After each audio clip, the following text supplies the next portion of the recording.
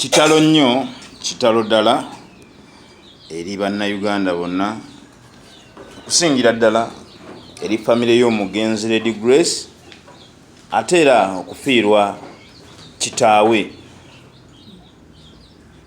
mu mbeera yonna. Yafudde mu ngeri emu nga muwala we gye yafaamu, yafudde accident olunaku olw'eggulo. Si byangu nnyo, naye kituyigiriza ki era kitulaga ki? Nti ebiseera ebisinga waliwo ebintu ebijja nga si byeteekereteekere, naye bwe kiba kize ekyokola kiba ki?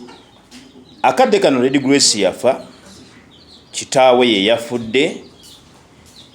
Wenjogerera bino omulambo guli mulago, kitegeeza enteekateeka n'ezigujjayo tezinnalabika, tezinnakwasaganyizibwako. Mu kino nja kusaba nti mu bintu bino abantu abalina obikwasaganya bagoberenga lines. Lady Grace yafa nga yalabirira kitaawe, yalina okunoonya kitaawe kyalidde, ajjanjabiddwa atya n'ebisigadde.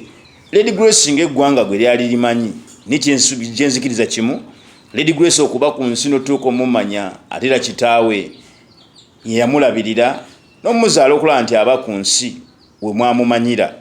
Kati akadde kano nzikiriza nti ebitongole era n'ekitongole ekitwala ba artist mu ggwanga nga bwe mwakola, fiina ne layini yonna nga bwe mukwasaganya ebintu bino, ku kya taata wa Lady Grace weba musobola okujjukira nti yali alabirira kitaawe n'okulaba nti abaawo. Bw'abanga yafudde kitaawe w'Omuyimbi, musobola okuga nti Omuyimbi gwe twali tumanyi, naye yamubeezaawo ne mutuuka omumanya, ate akadde kano yafudde. Ate n'afa mu nfa y'emu, kitegeeza tewali nteekateeka nnungi oba ya famire kubeera nti asobola okukola ki? Okuziikibwa, omulambo gulemedde emulago. Kitegeeza muveeyo buli alina obusobozi, era nga musobola okumukwasaganyizako maiti eveeyo, ate era eziikibwe.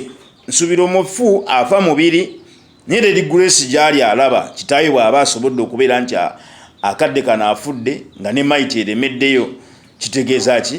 Nti bekikwasaganya oba bekikwatako tuveeyo tubeeko bye tukola. Ndi promota era nyimidde okulaba nti buli kimu tugezaako okunoonya bannaffe, naye era akakiiko akatwala abayimbi kaveeyo, ab'eŋŋanda, abako n'ab'emikwano bakwasaganye, buli kimu kibeere nga kisobola okugenda mu maaso. Byensobodde okutegeerera amakya g'olunaku olwaleero nti mukulu wa Lady Grace nga Lady Grace tannafa, yafa accident. Kyekimu Lady Grace yennyini naye yafa accident n'aziikibwa. Emabegakaawo baga nti omwezi gumu ng'ebiri emabega waliwo muto wa Lady Grace naye yafuna accident, Mukama n'ayamba ye n'awona. Kale kitaawe yafunye accident olunaku olw'eggulo naye n'afa. Kitegeeza ki? Famire buyinza okuba obuzibu mu ngeri zonna, oba Katonda nga bw'abireeta ne bibeera bwe bityo.